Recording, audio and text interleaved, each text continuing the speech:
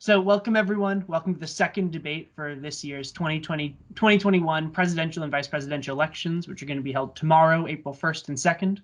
Don't forget that tomorrow at 8 a.m. the polls will be opening. Should hopefully be an email in everyone's inbox right at 8 a.m. With a link for you to be able to vote. Don't forget that next week on April 8th and 9th is going to be the Senate elections during that same time frame. We encourage everyone to turn out to vote and also encourage your friends to vote. Today in this debate, we'll be doing a little bit more on specific policy and a little bit more on public questions that we've been receiving over the last week and a half. At the very onset, I'm going to give all of our speakers some time to talk at the very beginning. You can have up to 4 minutes, but Ian and Olivia had gotten some time prior, so if you don't want to use the full 4, no worries. Aiden, I figured you'd want to introduce yourself. I'll let Aiden go first, and then we'll go Ian, and then we'll go Olivia, in that order. Olivia, you still on? Yeah, perfect. All right, so without further ado, Ian, I'll set the timer for you at 4 minutes. Please do not go over 4 minutes. Feel free to do less, though, not the end of the world. I'll type something in the chat when you have 1 minute left. Without further ado, Aiden, the floor is yours.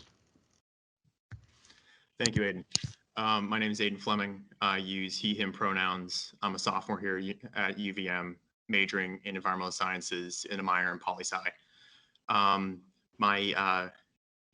My goal, if I were to be elected as SGA president, is the prioritization of student mental health by being able to hopefully expand CAP's resources so that they can adequately serve the student body, as well as create communities run by students to benefit, have like just peer groups for the benefit of student mental health.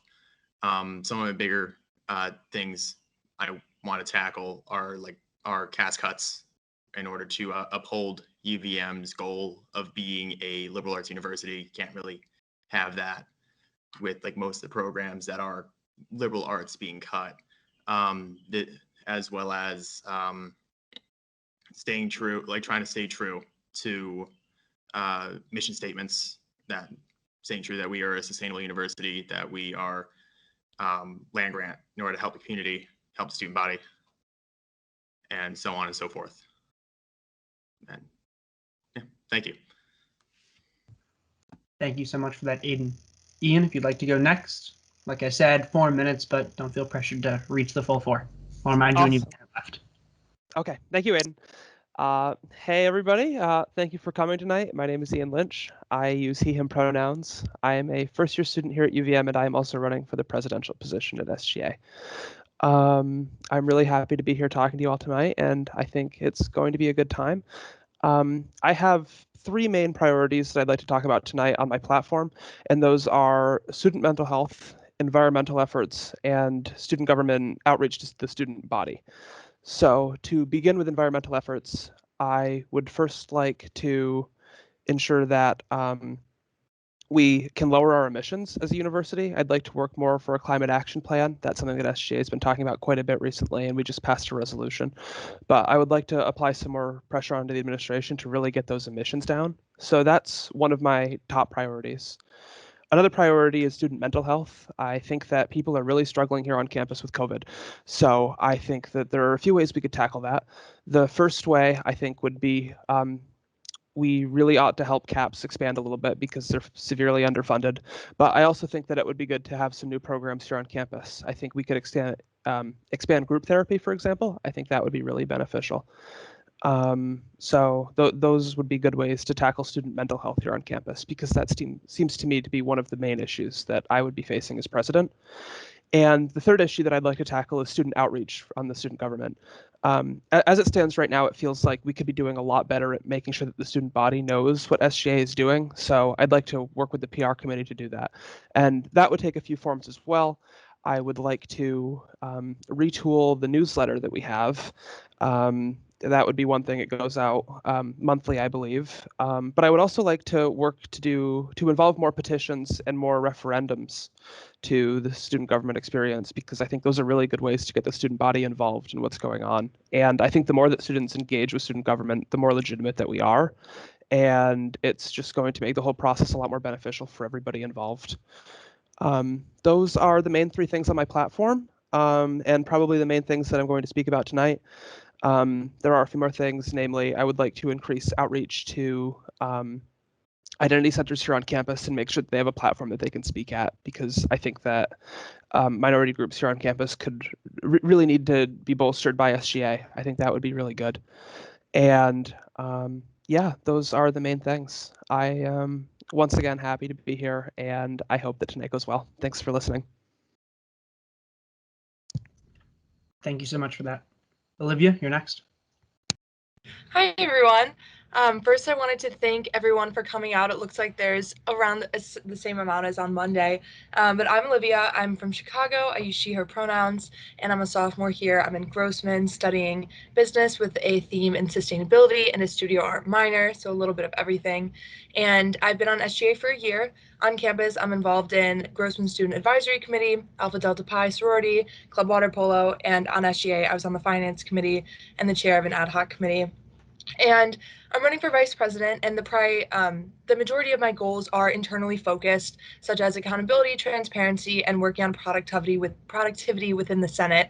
And so that's why I decided to run for vice president, because I figured that a lot of my goals kind of revolved around helping manage that 40-person team and make sure that we could implement new policies and frameworks for accountability in order to make us work better, so that we could work better and make your student experience the best it could be, and really listen to you and what you want to be doing. So those are kind of the three goals that outline my entire campaign, and I have some action steps outlined on my different social medias and on my platform online if you'd like to check those out in more detail. But I've learned a lot throughout my past year on SGA, and I think that that's something that gives me definitely an edge in being prepared for a role like this, as well as my other involvements that I outlined earlier. And I'm super pumped to be here. I really think that everyone on SGA is super well-meaning, and I think that we have a lot of great individuals involved and a lot of great ideas. I just think that the current we don't have that much power to really do much, SGA. I'm not going to sugarcoat it, but I think that we could do more to push those boundaries and do more to be productive. And I think that by kind of outlining action steps in this framework for increased productivity and just adding more transparency, this could really be accomplished. And yeah, I have lots of ideas. If you want to hit me up on social media and stuff, I'll put those in the chat. But super pumped to be here, and I'm excited to see where this debate goes. Yeah, thanks. Awesome. Well, thank you everyone for giving your introductions. The rest of this conversation is going to go over about 4 different blocks. The first is going to be on equity and identity. We're going to have some questions that I've created, as well as some student questions. Then we'll go 2 questions on education and social life, 2 questions on the environment, and then a whole load of student questions. And we'll go if we run till 8. I don't want to keep everyone past an hour. So depending on how many questions we have, and then if we run shorter than 8, then we'll open up the floor and people can ask questions in this chat if they want to ask questions.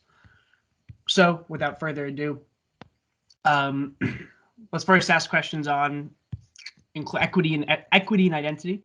The first one being, and also we're going to go in the order of, at the start, Olivia, Ian, Aiden, and then we'll go Ian, Aiden, Olivia, and then Aiden, Olivia, Ian. We'll go around that line. So the first question is, what rules or policies on campus contribute to student marginalization? We're going to do 1 minute for every answer, but also if you feel like you need to give more than a minute, not the end of the world, just try to keep it under a minute and 20, 30 seconds. But also don't feel pressured to speak for all the way through an entire minute on any of these questions if you don't think you can speak for a full minute. We'd rather have you be concise than have it be fluff. I'll give you a reminder when you have 20 seconds left. Without any further ado, Olivia, I'll start the timer whenever. Awesome, thanks. That's a really good question. I think when you ask that, quite a few come to mind. I think the first one being the current, well, it's since been updated, but the flagpole policy regarding the blackout dates. I don't think this is something that very many people know, but you can request to have a certain flag flown for different identity groups or different days of celebration on the Davis Center flagpole, which has now been since transferred to SGA kind of control. But there remains a number of blackout dates, and those are dates in which you can't request to have a flag flown. And those tend to be parents visiting, move in, and move out. And I think that's something that I was thinking about. And it's pretty interesting how the administration wants to make sure we can't fly any of the flags we'd like to on those dates, which a lot of them tend to be the flags of marginalized groups and different identity centers and groups on campus. And I think that that would be something interesting to look into, because it is a policy that contributes to marginalization, because just because, you know, it's move-in, why shouldn't students be able to show who they are and celebrate their day? And I think that it also it's kind of sus, because it's like, well, why wouldn't you want folks that are visiting, and why wouldn't you want parents to see these flags? Are you worried about donors, etc.? So I think that's something that's really interesting. I won't go too far into that because I'm kind of on time. But. Thank you so very much. Next, Ian. Awesome. Thank you, Aiden. I really like this question. I think that the main policy that really causes groups to be marginalized campus is the lack of information that comes out from the administration about, for example, diversity training. The SGA actually just underwent diversity training, and it was 8 hours cumulatively, I believe, over the course of 2 different sessions. But I think it's silly that only people in SGA get to have the ability to go to diversity training, for example. I think that those sorts of things would be really beneficial for the general student body to have. I don't know if maybe we could have a module that goes out for the first year students just to talk about racial biases. But I think that a lot of the policies here on campus, and it's less the policies on campus, but the lack of policies on campus. I think there's a serious lack of things that we should be doing to help marginalized groups, but the university kind of just upholds the status quo. So I would personally like to see, to help marginalized groups, more diversity information coming out from the administration on campus to students, such as implicit bias training. I think that the diversity class requirement is a good first step for when you're registering for courses, but I really would like to see more in the way of actually being taught by the administration what exactly implicit bias is and how we can combat it. Because if you're not going to take a forthright approach to dealing with it, it's not going to get fixed. Thank you so much. Aiden? A lot of the points I had on this question are in line with what Olivia and Ian said. I'm in full agreement that the flags should also fly like around year round, because it is a SGA. It's an SGA choice. Have them move-ins, parent visit days, move outs. One of the big things I would like to see in terms of diversity on campus is make the coalitions more well known, and so that their programs and their extracurriculars are out there for outreach, for better education on their cause, and so that everyone can combat these like implicit biases. On top of that, what Ian said for the trainings on coming in, figure out if you have these implicit biases or not. I feel as though that would be a great first step. However, I think the D1 and D2 classes that we have, because we have such a plethora of them, are perfect the way they are. But it would be great to have them more well broadcasted to the student body, of not that they're a requirement, but because of how much students can gain from taking them. Yeah. Thank you so very much. Next, we're going to start with Ian, then Aiden, then Olivia. The question is, first for Ian, what equity problems specifically would be best benefited by education and information, as opposed to the last question was more on policies and rules? What issues would be best benefited by education and information in the student body? Awesome. I will riff for just a minute, or more like 20 seconds, about that. I think that what I just brought up about Implicit bias is definitely relevant here too. Not only could the university be creating more policies, but they should definitely focus on increasing the information coming out.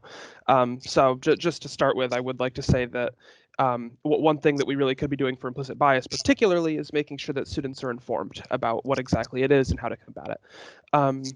Aside from implicit biases, I think one thing that we really should be doing for specifically for marginalized groups is making sure that they have a strong voice here on campus. I think that's really essential. And I think one way we could do that is making sure that everybody is informed about what the certain identity groups here on campus are here to do. That would be a useful point of information. And what the function that they serve and the sorts of things that they are doing, whether that be the Mosaic Center, the Wage Center, or the student unions, the Black Student Union, groups like that. I think if we can increase the information coming out about those, that would be a really good first step to fix issues of marginalization here on campus. Thank you so much. Aiden? I think the issues of marginalization that can be helped in the student body would be definitely be to know backgrounds, because everyone comes from a different walk of life. Everyone's coming in from different parts of the country, different backgrounds completely. If we know each other's backgrounds, it'd be a great first step towards combating these equity problems in real life. On top of that, learning about solutions, first and foremost, is like a definite must. Like teaching student body that there are that these issues can be solved in near future. All this, and even on campus, is a definite. And I think most importantly would be building senses of community. By building sense of community, we can help each other build each other up to the level we all want to be at. Thank you so much. Olivia? Sorry, just getting my timer set. I think one that comes to mind for me in regards to education and information is this idea, and we talked about this a lot. For example, with student government, how it can be a very white space, a very kind of intimidating space to a lot of people with different identities, and how at UVM, which is a school with a severe lack of racial and ethnic diversity. We have lots of diversity in different ways, but we're lacking in those ways. And I think that's something that comes to mind is this idea of tokenization and this idea that these identity groups are here to educate us. And I think, like, as someone, as a white woman, I think I need, people can spread information, but I think it's my responsibility to educate myself on, history, how to improve my advocacy and stuff like that. It's not anyone else's job to educate me. And I think a lot of times, we want to be inclusive and we want to make sure that different identities are included in our groups, but we need to make sure that this is not just like, okay, we have one person of this identity, like check the box, like tokenization, because that's really, really harmful for very many different reasons, and I won't go into it. But that's definitely the biggest one that comes to mind for me. Thank you so much, everyone, for those. I also wanted to make a special announcement that we have a special guest, side host, another member of the elections committee with me, Olivia Lopez. She's going to help me going back and forth with a couple different questions. So, Olivia, the stage is yours if you want to introduce yourself or just get right into the questions. Hello, I'm Liv. I'm the senior. I'm the chair of the Committee on the Environment right now. Yeah, I have some student questions that involve equity and identity as well. So the first being, how will you support students with disabilities at UVM? And sorry, it's a little loud behind me. And we're going to start this one with Aiden and then go Aiden, Olivia, Ian. Thank you. I think the best way to support students with disabilities is to give them the resources needed, like the resources that they need. A lot of times I hear a lot of people say that certain accommodations they have are not met, which is a huge problem because they need that in order to function as a student, to be on the same academic level as everyone else. And so a huge first step to help students with disabilities is to make sure that their needs are respected, their needs are met, and if possible, exceeded. because it's the best way that they can function here on campus. Thank you so much. Olivia? It's a great question. I think, well, the first thing that comes to mind living in L&L is how there are no elevators, at least not for student access. I'm not sure if there are any up to the rooms. And that was the first thing I noticed because, you know, I can carry my stuff up a few flights of stairs for moving. I don't mind. But I was like, okay, so is the entirety of living and learning and all the benefits of living and learning in the same space just only accessible to more able-bodied people at UVM? And I was immediately like, okay, that's really awful. And I'm just like, you know, it's hard to put an elevator in a building, but why are you building without one? First of all, why are you building these spaces to not be accessible? And then I think Aiden brings up a great point with accessibility in the classroom and how that is a place that we really need to examine in terms of equity and making sure that professors are sticking to accommodations that students get. I've seen on a lot of syllabi being like, let me know of your accommodations within the next like 5 days or they won't be met throughout the semester. And I think situations change throughout the semester, and you should not be able to get your accommodations just because you brought it up a week late, for example. Thank you so much. Ian? Awesome. Thank you, Aiden, and thank you, Olivia. This is a really good question. I think that there are a few concrete things that we could be doing for students with disabilities, especially inside of the classroom.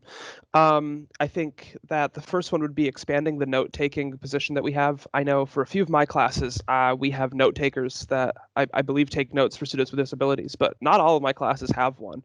So I think it would be really good to make sure that that got expanded and that every class that a student with a disability was in who needed a note taker would have one. I think that would be absolutely essential.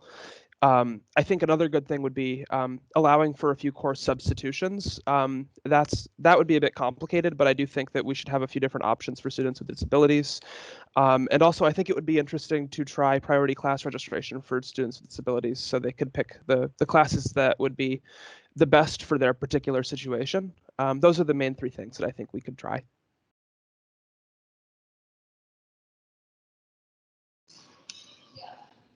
Great, thank you. I think we're moving on to the next question now. Aiden, correct me if I'm wrong, but I believe we are. So the next question is, with UVM's history towards marginalized groups in consideration in your identities as white passing, why do you feel that you can adequately be the spokesperson for the student body?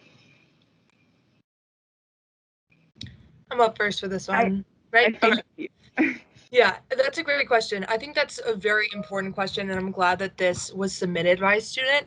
I think it's really important because, you know, I have my own identities, but I certainly do not cover all of them at the university, and I want to make sure that in my position, I'm not speaking over anyone or speaking for anyone. And so, and I touched on this a lot last debate as well. I think that the role of student government is to uplift student voices of those outside of SGA as well. And my role as vice president, if I were to be elected, is making sure that you know, I'm attending all my meetings and everything, but if there are students who are better suited to represent a certain identity group or a certain major or a certain marginalized group, that they're at the table or they're going instead of me and passing on the notes, or we go together, and making sure that students who would like to meet with admin can get a meeting. And that's something that I did with my ad hoc committee this semester was, you know, was helping students get in contact with administration because they might respond better to me with senator and my email signature compared to a different student, which isn't how it should be. But if that's how it should be, if that's how it is, then we need to make sure that we are uplifting those voices. So to answer your question, I think that I could be a spokesperson for the student body, but I do not want to make sure that I'm the only voice being heard because I don't think that my voice encompasses all of the views or backgrounds of students at UVM. Thank you. I believe Aiden is next. Is it me? I think it might be me, actually. My bad. Go ahead. All right, awesome. Thank you. I'm sorry about that. I really like this question. This is definitely my favorite one so far. I think that the main priority that I'm going to have as president is going to be not. I think there's a very big difference between speaking for students and letting students speak for themselves. And I definitely want to make sure that I'm letting students speak for themselves. I don't want to come in, wheel into a meeting with a marginalized individual and talk to them about their issues, and then leave it and then just talk from up on high and say these are the issues that we're going to deal with, because I don't think I have any right, But I do think that the best thing that the president can do is to reach out to those groups on campus and those individuals on campus who do feel marginalized, who are in minority groups, who have diverse backgrounds, and that they would like to share or that they need to have noticed, and letting them speak, because I don't want to speak over them. I would really like to make sure that I link up with groups on campus like the Mosaic Center and the Black Student Union and the Wage Center, and there's so many. But I would really like to talk to those groups on campus and make sure that we can link up with them from student government, because it'll make both of our groups more legitimate, it'll empower both of us, and it'll just really make sure that we are giving every student the opportunity to use their voice. Thank you. And Aiden? Thank you. I just want to start off by saying I believe this question is one of the more important ones tonight, because it really it's a real thinker, really. But as much as I can say that I'm open-minded as a president, that doesn't really have much face value when actually dealing with problems. But community outreach is a must if I'm going to be able to represent the student body adequately, to hear everyone's problems, everyone's concerns, in order to address each and every one of them in the correct manner and in an efficient manner. And by doing so, I'd plan on uplifting all the communities across UVM, talking to everyone, all the coalitions, individual students, whatnot, individually, to better know what they need from me and how I can better tackle issues facing everyone.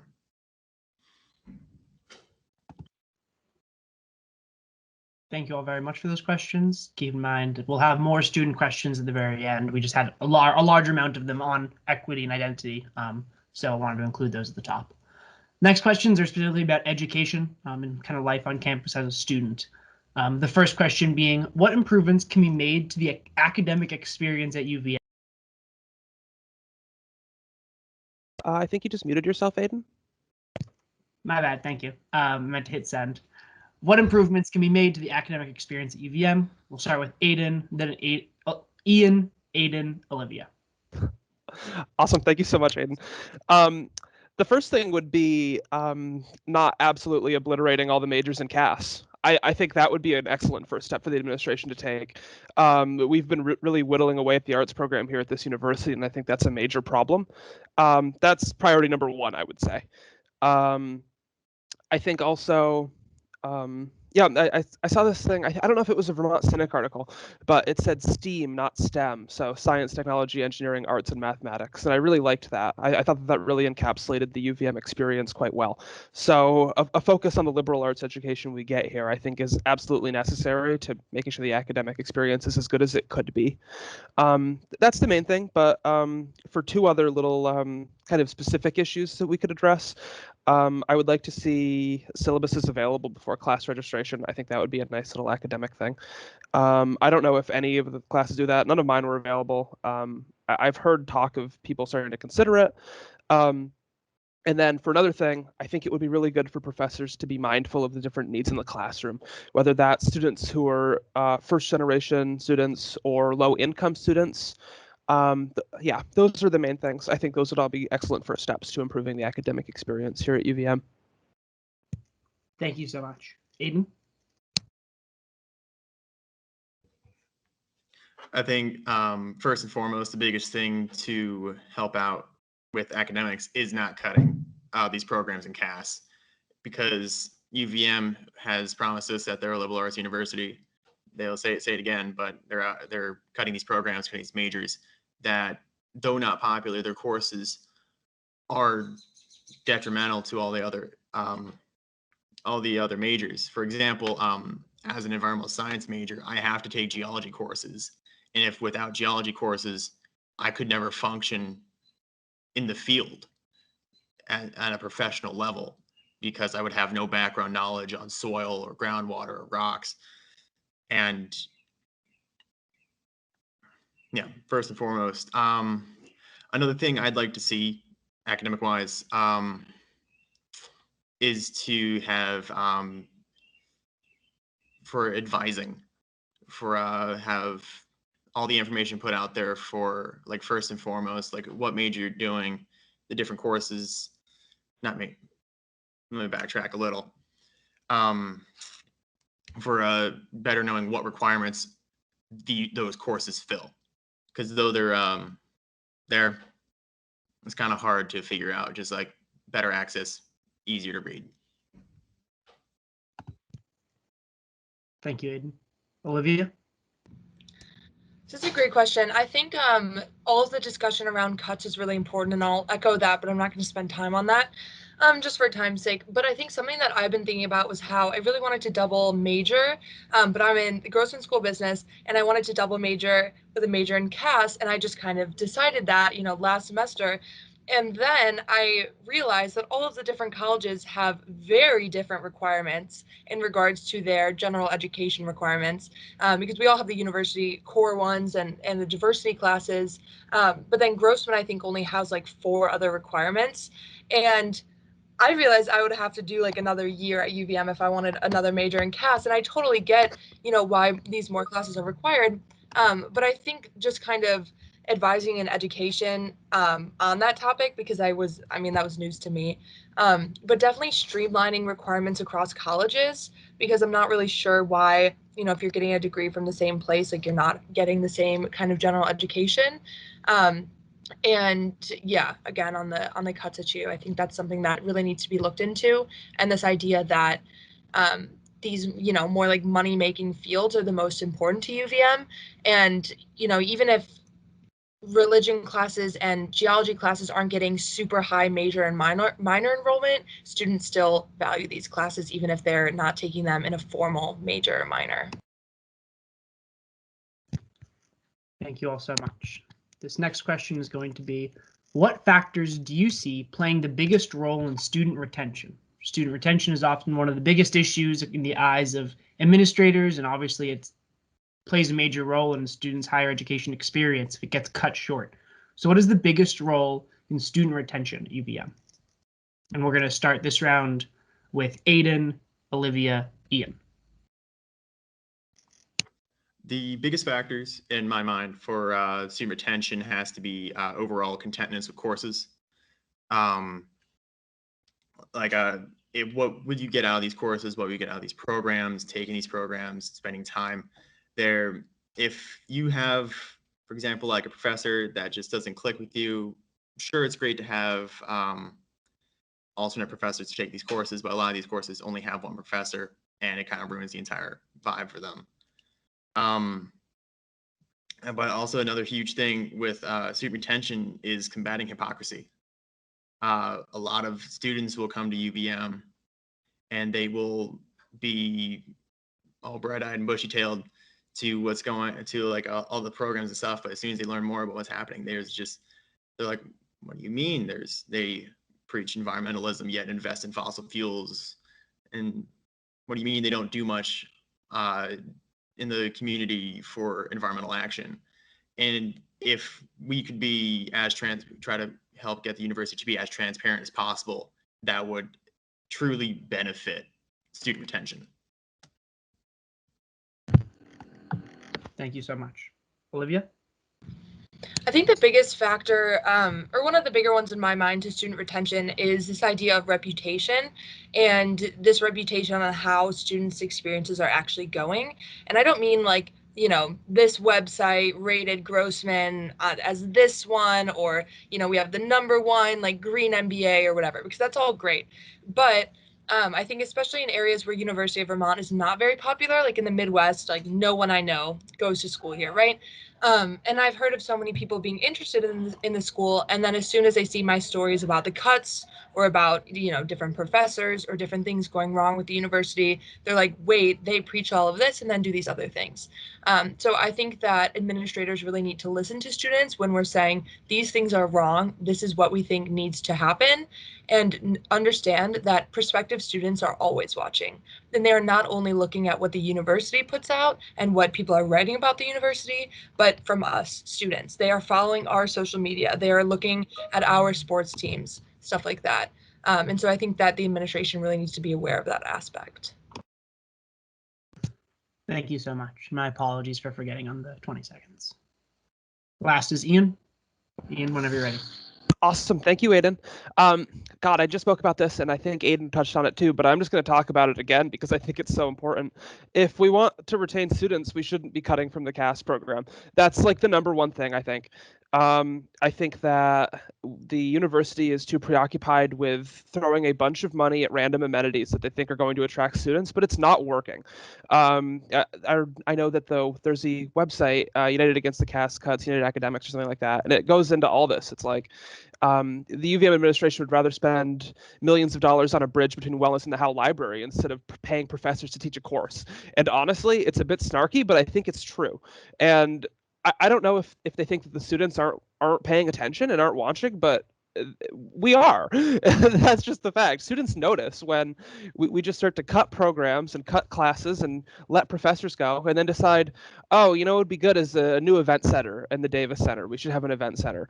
And we should also have a bridge because that's going to get students coming here, not the class experience or the relationships that students have with professors that we're just deciding to let go.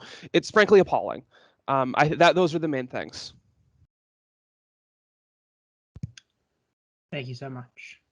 And hand it back to Olivia for these next questions. Oop, there we go. All right. Hello again. So the next round of questions have to do with the environment. The first one being, many students accuse the university of greenwashing, which is when it is an institution of organization. Which is when an institution or organization creates an image of themselves that may be more environmentally progressive than it really is. How can the university live up to its sustainability goals? I really messed that up. Let me read it again. Many students accuse the university of greenwashing, which is when an institution or organization creates an image of themselves that may be more environmentally progressive than reality. How can the university live up to its sustainability goals? In this round, I believe, is Olivia, Ian, and then Eden. This is a huge one, and I think we've touched on this a few times already, but the biggest one that comes to mind for me is the Climate Action Plan, which is not really a plan. It's probably 3 sentences, and it doesn't have any action steps, and we have not made any effort to take action on these goals. And for a lot of schools, that's considered like the bare minimum is having a plan.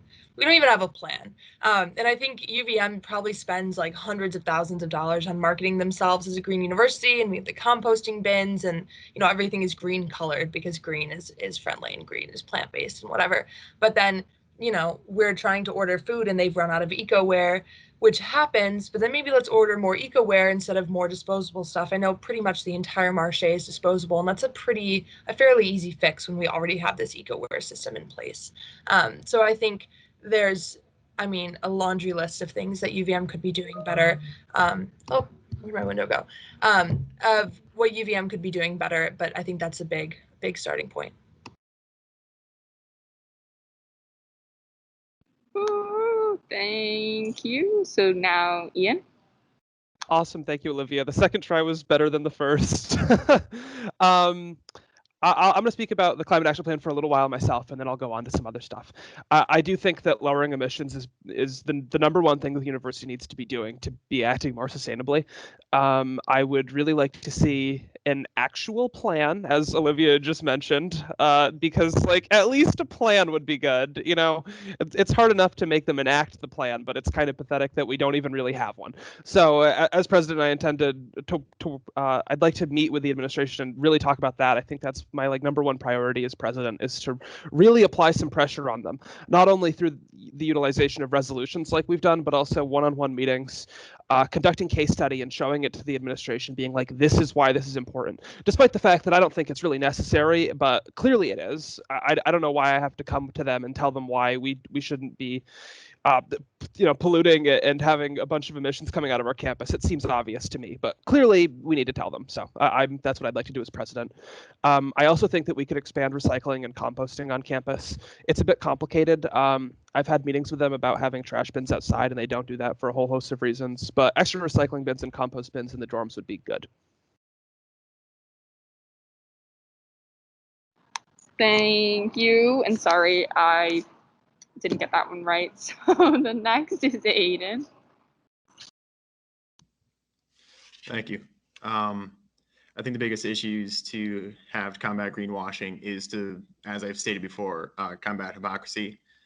It was astonishing when I learned that that UVM still invests in fossil fuels, and even with the climate action plan, with more or less is just a slap in the face, which is like it just doesn't outline anything, doesn't do anything. It'd be great as like a plan of mine to maybe form committees in order to rewrite the climate action plan to better address the emissions problems on campus or even in the greater area. Additionally, eco-ware we need more of it. I've seen a lot of times where they transfer over to plastic cases, and I saw this like especially firsthand when I was coming in fall semester, and was quarantining on campus before school started. Everything was disposable, and very much so. It's like disposable I get with COVID, but utensils can get washed, and you see all this pollution of utensils and single-use plastics across campus. So either or maybe both have better access, have more eco-ware and or outside depositories for garbage.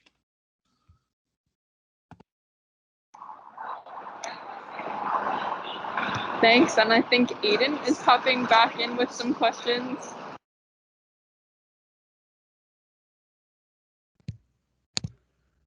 Thank you so much. We have another environmental question. The university operates as a land grant university, which means its public endowment comes with obligations to benefit communities, local, state, and national level. Other than divestment, how can the university better use its resources to promote sustainability? Once again, the university operates as a land grant university, which means its public endowment, when it was first created, it was given the money and the land, but it was told you have to operate a university as of higher education, as well as provide resources and studies and all kinds of things to better support your community. How can we use our position as a land grant institution to benefit sustainability? And this round, oh God, where was the math? I think, yeah, Ian. I think it's me. I'm not sure. Jesus. Ian, Olivia, Aiden, I think. No, Ian, Aiden, and Olivia. Ian, Aiden, Olivia. Yeah, that sounds right. Boom. Okay. It's hard to keep track. Thank you, Aiden. I think that there are a few things that we could do to take advantage of our position as a land grant university. I think the first priority should be informing students of sustainability issues, because first and foremost, we are a university and we should really be educating students. And I think that on the one hand, we've got a good program here for environmental studies and environmental science, but I would really like to see them supporting groups on campus that stand for issues like climate change or pollution. That would be a really good way for them to use their position. I would also like to see some research being done here about that. I am no scientist, so frankly, it's a little above my pay grade what exactly the research would look like, but to my understanding, we do have some money that we could throw at that sort of thing. So I think that the combination of educating students, both through classes and through uplifting voices on campus from groups that are involved in sustainability, and also conducting research on campus, are two really good things that we could do to help the community with environmental issues.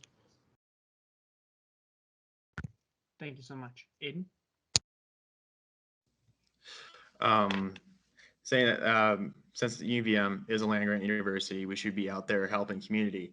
One of the things that a lot of people don't know about, but Burlington itself allots a certain amount of its yearly budget for community-based projects. It's not a lot of money. I think it's around $1,000. But last year, my environmental science group and I took advantage of that to run a study on rain barrels in the city, is to combat stormwater pollution.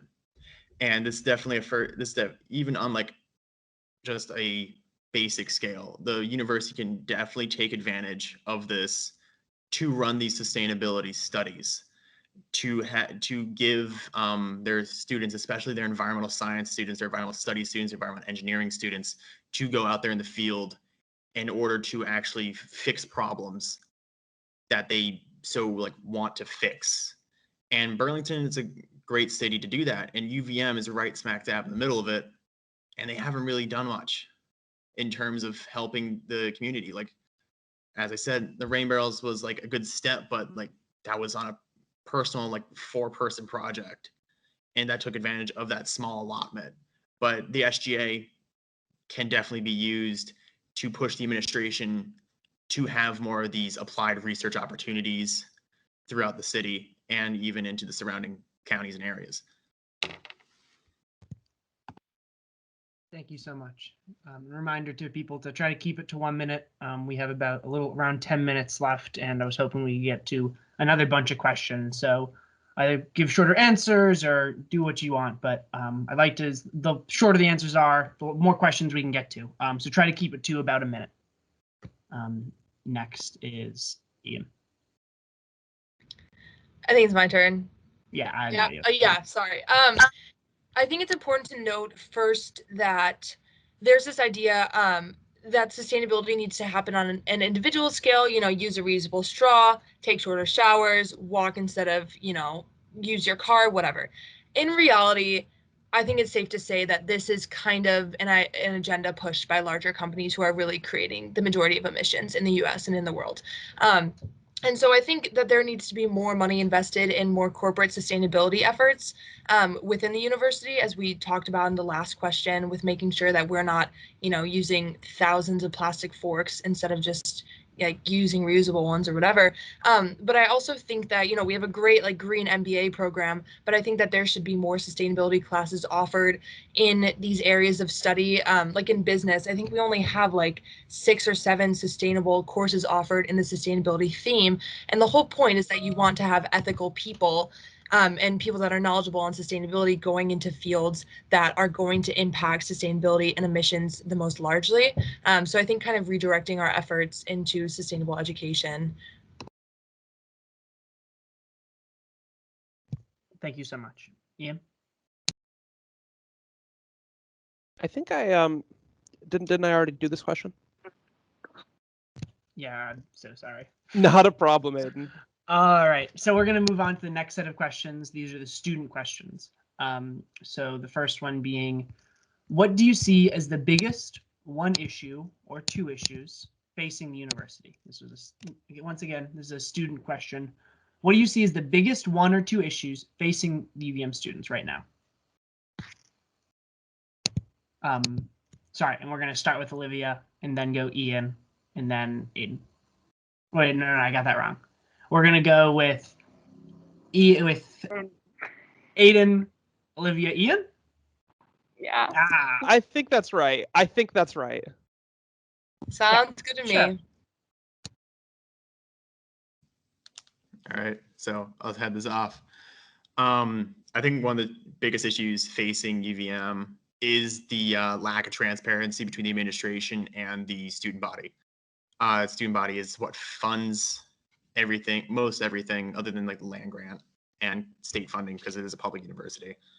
But transparency with the students, like there needs to be a significant decrease in hypocrisy where UVM actually does align with their promises, isn't just playing everything up, putting up this huge facade, but actually lives up to what they say. And that's a huge mission, but it's the probably the biggest issue on campus is the level of hypocrisy that exists.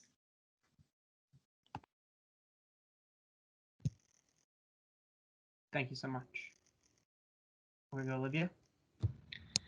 I think in my mind, one of the bigger issues right now is just, I mean, we are all, the majority of pretty much everyone I've talked to and myself, I feel like we're all right now, just, with burnout and with everything with COVID, and just feeling really, really exhausted and really unsupported by the university.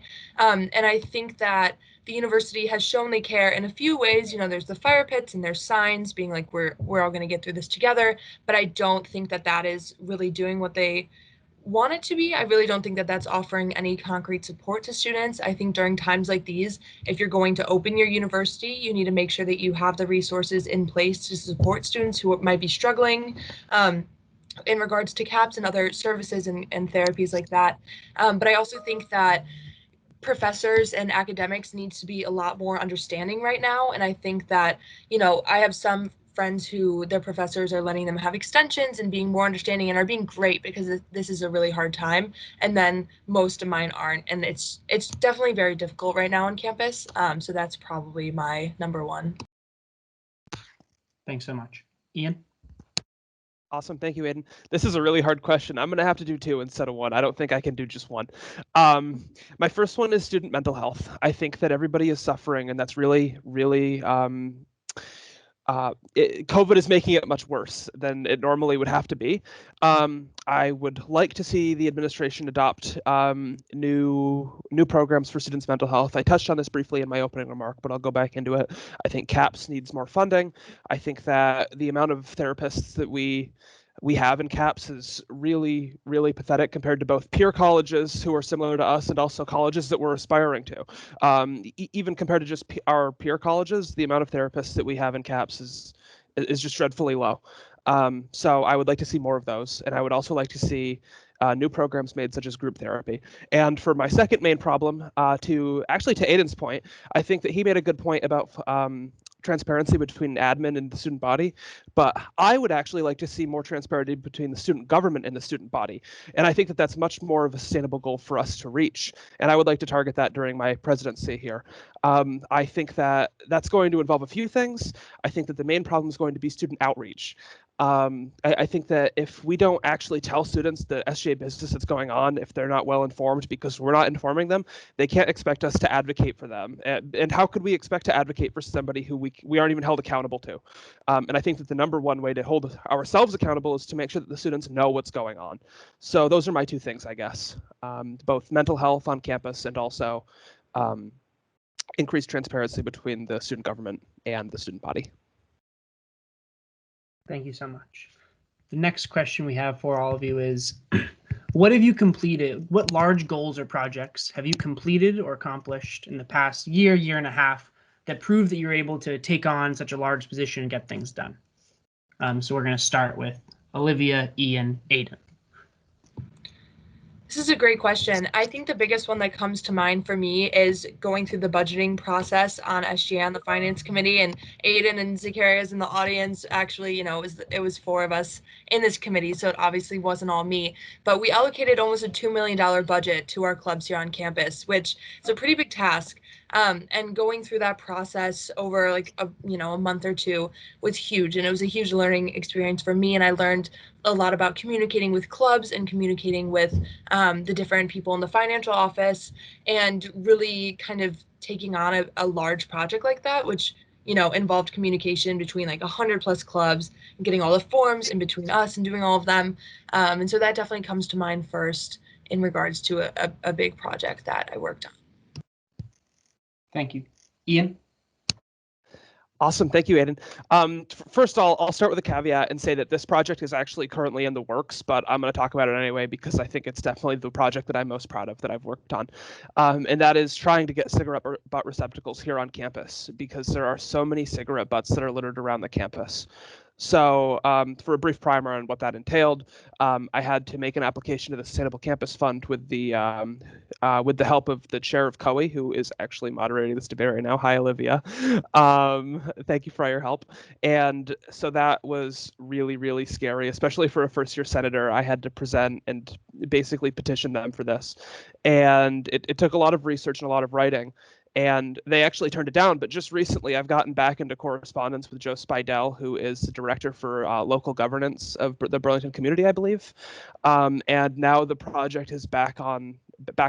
So I think I'm just really proud of that, because it took a lot of work, not only to advocate it for the first time around, but then to say, no, this is really important. I'm not going to let this go because you turned it down. And I think that's a really important trait for a leader, especially the president of a student government. I think it's really important for the president to be able to say, like, look, I'm sorry, but this is way too important for me to just let go right now. So it's still going strong, and I'm really proud of that. Thank you so much. Aiden? I think one of my bigger projects in the past year, I serve on a couple committees virtually in my hometown, in our part of town government. One of the bigger projects we did over the past year was to help combat pollution and contamination on our forests and trails, where I used help use my position and like the little college knowledge I had at the time to propose certain resolutions, like receptacles for dog poop bags, as well as general trash. But I also spearheaded adult education programs in the town to allow for them to have the knowledge needed to help maintain, for just the general population, what they can do to help maintain our forests and trails, our waterways, and all that, so that our next generations could enjoy what we have now.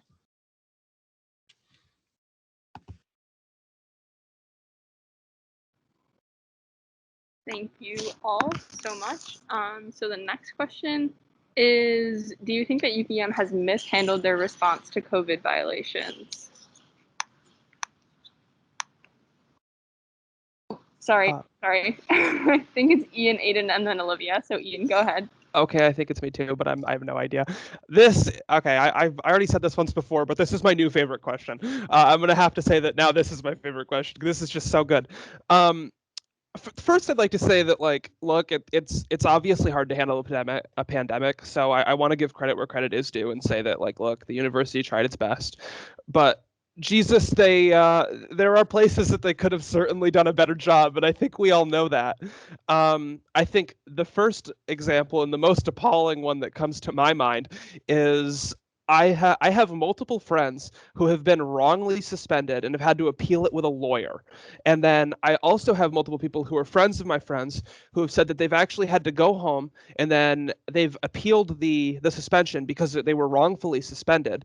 And then they had to come back but pay for the transportation and the storage unit that they may have had to use. And honestly, that's just disgraceful.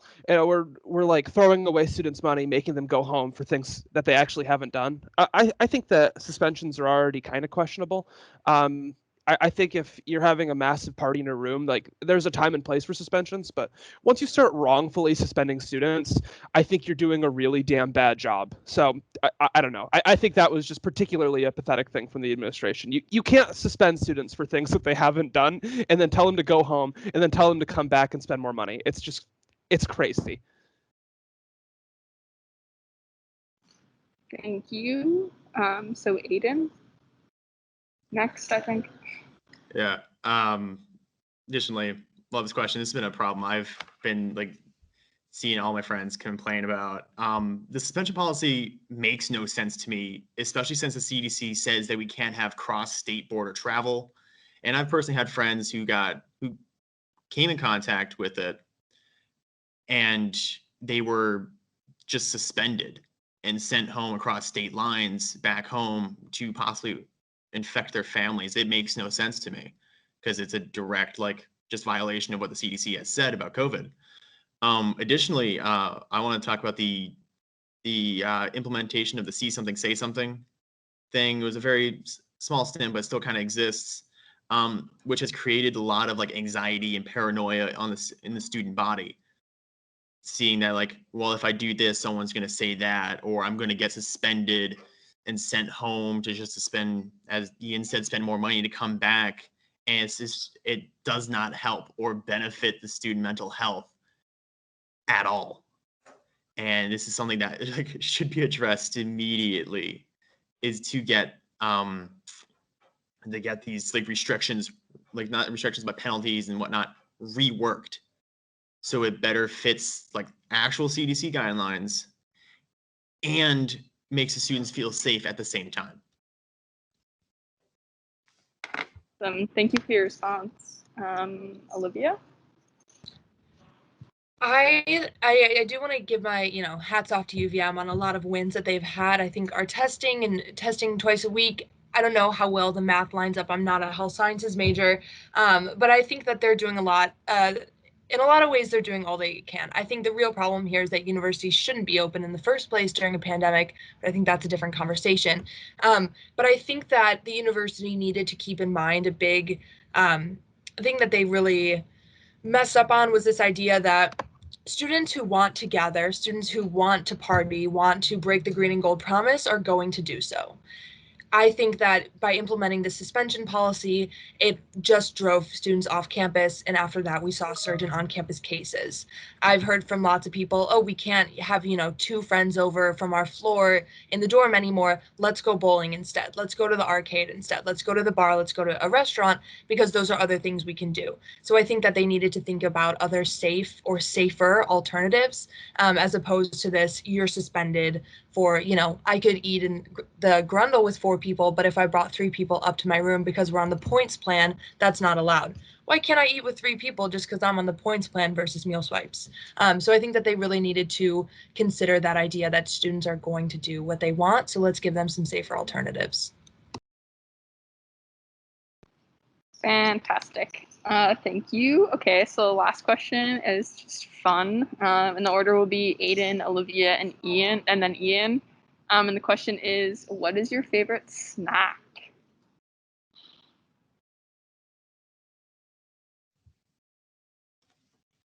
I gotta say, my favorite snack of all time is just I'm a big potato chip guy.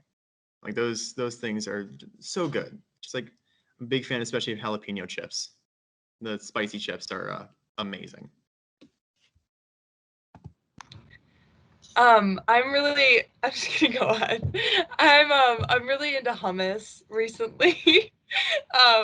And I don't know, I'm a big sour candy kind of gal. I just started flossing so I can eat chewy candy again. Big into pretzels, chips, you name it. I'm a snacker. Awesome. I honestly don't snack too much, and this is going to be a really unpopular answer. Please don't vote for me based off of my favorite snack. But instead of snacking, I drink a lot of black coffee. I tend to hit like 6 or 7 cups a day. I think I mentioned that during the last debate on Monday, is that I will consume like 400, 500 milligrams of caffeine a day. So my favorite snack is definitely caffeine. I'm on, I think, my 3rd one of those. I think last night I was on my 4th. And for a snack, 100% dark chocolate's also really good, but I can go down to 90 and that's okay.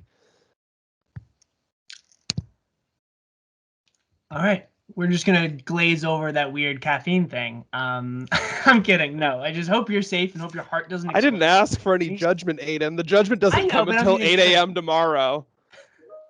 That's very true. 8 a.m. That's when we'll find out. Do people prefer chips? Do they prefer hummus? Or do they prefer crazy amounts of caffeine? Well, thank you all very much for coming and speaking with us. More importantly, thank you for everyone coming and watch. And if you're watching this later, thank you much for tuning in later. Thank you very much for tuning in to watch. Much appreciate having all of you here. Definitely more engagement is just going to lead to a better election, and that's going to lead to a better SGA, which is really exciting. If I don't know if anyone wants to give any final closing statement, somewhere under a minute, you're more than welcome to. We're going to go in the order of, Olivia, Ian, Aiden. If folks want to give a closing statement, try to keep it under a minute. And then afterwards, if folks would like to, and if the candidates would like to, I can keep this call open if folks want to do an informal Q&A and just kind of have some time to talk to the candidates or talk with each other. I'll just leave this chat open and hang out. So without further ado, closing statements. with Olivia, Ian, Aiden. Awesome, thank you. I wanted to thank you all for sticking around, and I wanted to be considerate of everyone's time, so I'll be quick. Yeah, I'm pretty pumped to be here. I'm excited to be on the ballot. I really want to stick to my 3 core ideas, which again is why I am going for the position of vice president and focusing on kind of revamping some of those internalized structures on SGA. And I'll link my SGA Instagram below so you can tune in for more info if you would like to.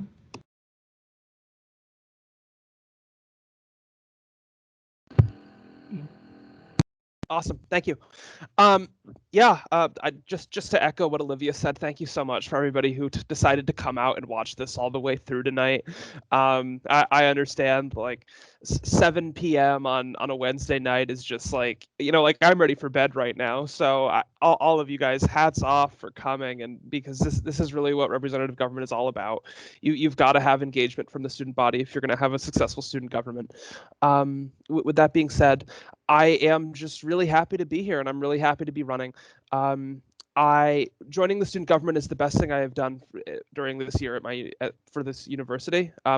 As a first-year student, I've joined my fair share of things. I've dipped my toe into a couple different areas, but this is by far the most enriching experience that I've ever had. And I hope that I can bring the same gusto that I brought to my senator position to the presidency. Thank you so much. Aiden, closing words. Yeah. As stated by Olivia and Ian, I want to pass along a huge thank you to everyone who stuck through the entire hour. I appreciate your time completely. Write me in, because I'm not officially on the ballot, but write me in Aiden Fleming for SGA president, and that's AIDAN FLEMING. Write me in, please, for SGA president. Thank you. And that's the show. Once again, thank you, everyone. Like I said, I'll leave this call open so folks can hang on. But other than that, enjoy the rest of the night, everyone. And thank you again to our candidates and to all of you watching. Aiden just spelled tomorrow at 8 a.m. Yeah, Aiden just spelled out his name, but I think it's completely fair that we let him have the vote, even if it's misspelled. I don't think there's too many other Aidens running for president, so I'd be willing to let it slide. I actually know at least 12 Aidens running for president, so I think make sure you get that last name correctly. I think there's like 20. Oh my god. Awesome. Did anybody have any questions, or are we good to go here? I'm happy that all of you came out. It was a good time.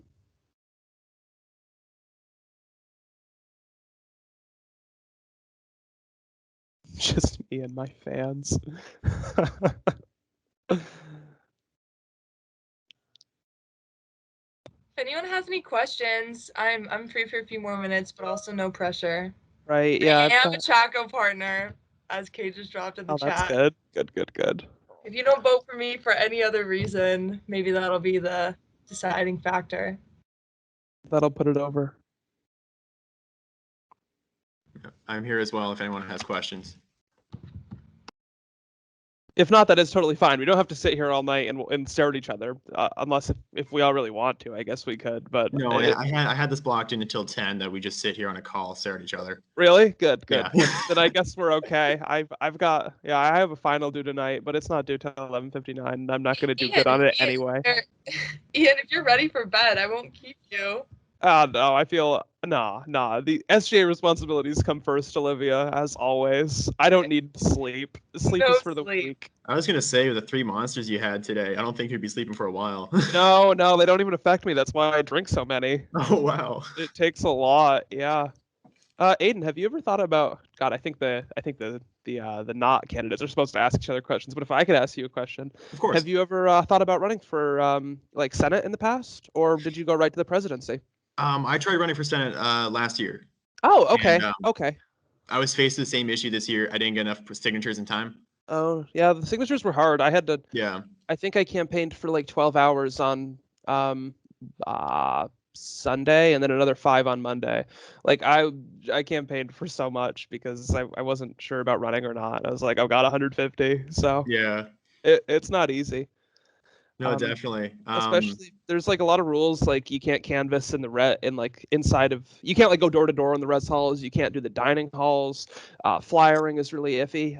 It's like the bulletin boards in the DC and that's it. So like there's a lot of rules that you don't want to get sanctioned for breaking. So it's tough. Definitely, yeah. Yeah. But there's still a lot of leeway for campaigning. Like the bulletin boards, everyone puts stuff there. Did you see my the chalk around campus at the beginning of this year? That was me when I went for Senate. Ian, Yeah, that was a really good idea.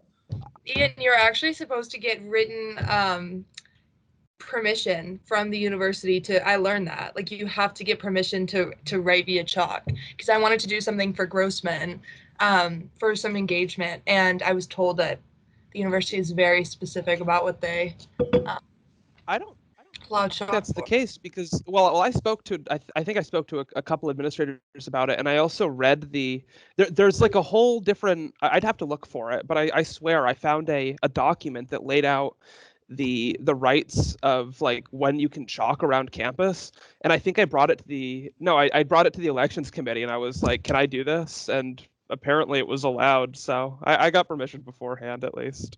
Gotcha. Olivia, did you want to ask your environmental Yes. view? Yeah, I definitely do. Just like, well, I guess there's, from my opinion, definitely as being chair as well, there's just like a lot of like misconceptions about what goes on at UVM, like in terms of environmental fronts, and definitely am the first to criticize UVM a lot, but there's also like a lot of pretty big accomplishments that have happened. So I was wondering how you plan on working with, so this is a loaded question. So the first part is how you plan on working with a really understaffed Office of Sustainability. And second, do you have written and set kind of plans for the next co-e chair to sort of take on? And I guess going off of that is like, what do you see as the most important climate/environmental projects to sort of take on? Oh, that's a big question. Do you guys mind if I start? We don't have anybody to delegate what the order is. Okay. Sure, go ahead. Perfect. Well, I'll go in reverse. For the next chair, I definitely want to target the climate action plan. That's like priority number one. And I think to your point about actually getting information out about the environment, like that's a really good point, because it can be really hard. I would like to see some cross committee cooperation between like COE and PR. I don't think there's enough cooperation on the Senate between the different committees. I don't know if you mean exactly like things that SGA does, or if you just mean things in the past, but I think moving forward, it would be good to publicize what we do. And I think that would probably involve both PR and COE working together, because according to, I spoke to somebody on PR, I think it was the chair, Chair Friel, they can have quite a hard time getting all their stuff ready. So I think it'd be really good if for issues on the environment, but not only issues on the environment, issues about anything that are under the purview of different committees, I think that it'd be really good for those two committees to like work together to release things. Understaffed Office of Sustainability is interesting. That's the last thing you said, and I'm going to be completely blunt and say that that's probably a really hard problem to have to face, and I'm not so sure, but I guess we're going to have to see moving forward. Yeah, I'll speak next on it. I'm just gonna start off with the Office of Sustainability. I think one of the best things to do, especially since there's so many environmental science students on campus, as well as studies and engineering, in order to combat understaffing, allow them to have volunteer work, or like internships or volunteer hours for the environmental students. That way they can apply things like additional to eco reps. Like you have like the Office of Sustainability, the eco reps, but like in addition to the eco reps to help get more ideas in there. But additionally to like the next chair, definitely a project work on reworking the climate action plan for the future. And biggest environmental problem facing us right now is probably like working our carbon footprint. Our CO2 emissions, our plastics, reducing those would be the best. I think the best course of action for UVM in general, and this is just as an environmental science major speaking, is to either be carbon negative or carbon neutral, by like have a set year, maybe like another 10 years or something to be completely carbon negative or carbon neutral? I think the main tool to address all of these, it's clear that we need more funding.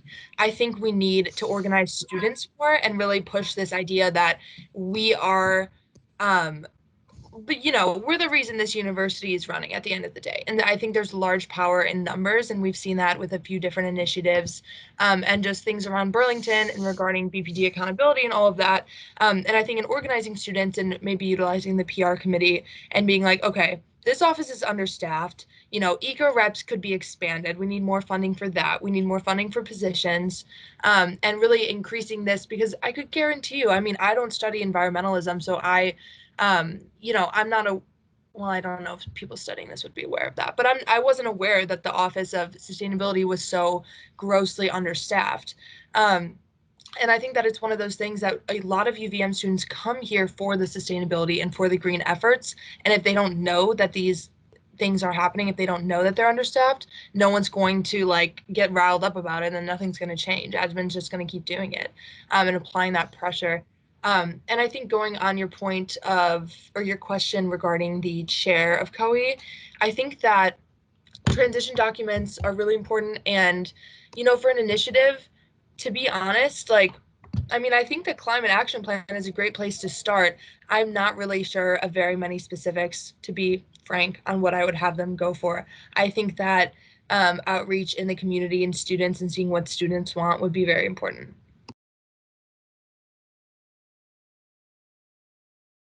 Peter asks, what is a mistake or misstep you might have made in the past, and how have you learned from it? I won't go first on this one because I don't want to be unfair. I'll go first. So I was nominated, tasked. I was the chair of this Social Justice and Action Ad Hoc Committee, and I learned a lot through trying to get this committee up. Our whole idea was to elevate voices, particularly those that have been silenced or unheard, and particularly of BIPOC students or BIPOC identifying individuals on campus.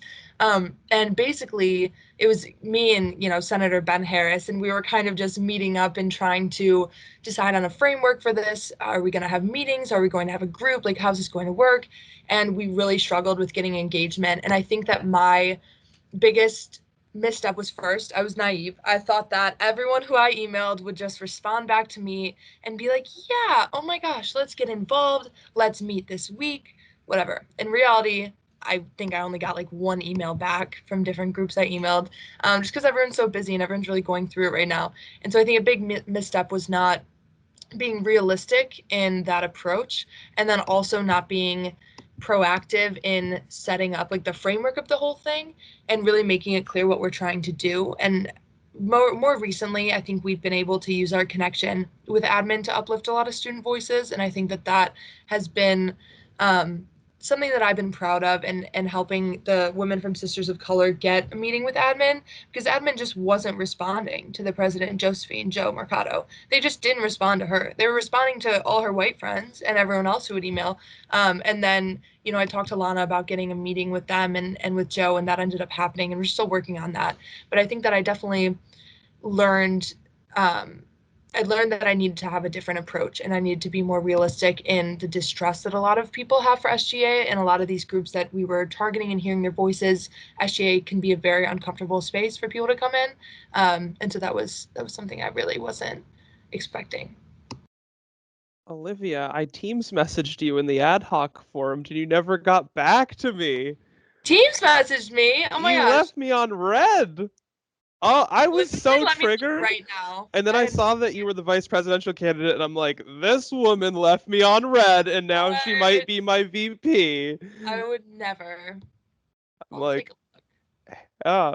We'll get to the bottom of this. Yeah, I hope that's not a trend that's going to continue, because it's going to be hard to work together. Ian, I would never leave you on red. Don't worry. I'll try email next time that there's an ad hoc committee that forms. Okay. Aiden, do you want to take that question?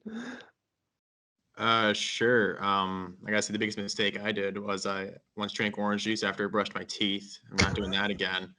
I'm joking, of course. My one of the biggest things is that it has to be like, as Olivia said, like I've made a lot of mistakes of proactivity, getting myself out there, getting my name out there, and just like I always had this weird premonition, and I'm like, well, someone's gonna do it, and I'm like, well, I'm running for I'm running. I need to do it. I need to be out there and be proactive.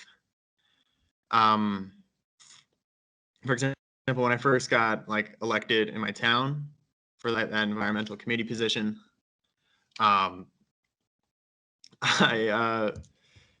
did it like super last minute, and I was like, I barely made it onto the ballot. Now I've learned, I'm like, I gotta put more time and effort. I gotta really have action plans before I get anything. I need to be like prepared completely in order to adjust for every problem and solve every problem as it comes up. And I can't just throw myself at a problem like, well, let's see how improv works. Never does. It never does. And I gotta say, that's definitely mistakes I've learned from. Is I need to have action plans. I need to be prepared, and so on and so forth. Yeah. That is, yeah, that's really hard for me too. I think it's super important that, I mean, the greatest tool that I've ever used is the Outlook calendar, because otherwise I'm nowhere near like organized enough, and I need to really put it down, or if I'm going to get it done. So I definitely struggle in that way. I think the main problem that I've had, the main issue that I've experienced that I've been trying to work to rectify is I have a tendency to work flat out and then burn myself to a crisp. And I think it's really important that that as student government representatives that we remain sustainable.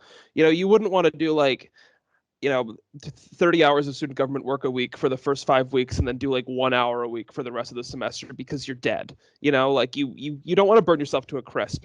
And I think it's also really important that you pay attention to your mental health, because like, yes, you need to take care of your responsibilities in your office, but also it's going to be beneficial to you to make sure that you put your own oxygen mask on first, so to speak. You need to make sure that you're in a position where you can fulfill your obligations. So I think it's really important that it going into the future that I continue. Okay, Olivia would win. Oh my God, I have no doubt.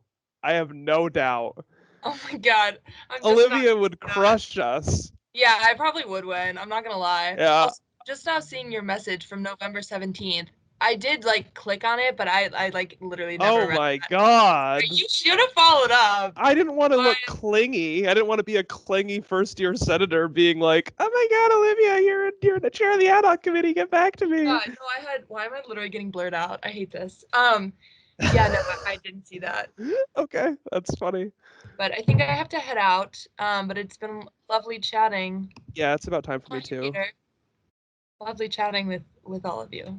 Peter, Olivia, Aiden, Kate, Maggie, everybody, thank you so much for coming. It's been a good time. I hope y'all enjoyed it as much as I did, but I think it's probably more engaging being in the candidate seat than the spectator seat. I can imagine it was a little boring, so I hope it wasn't too bad. Bye, everyone. Have a good night.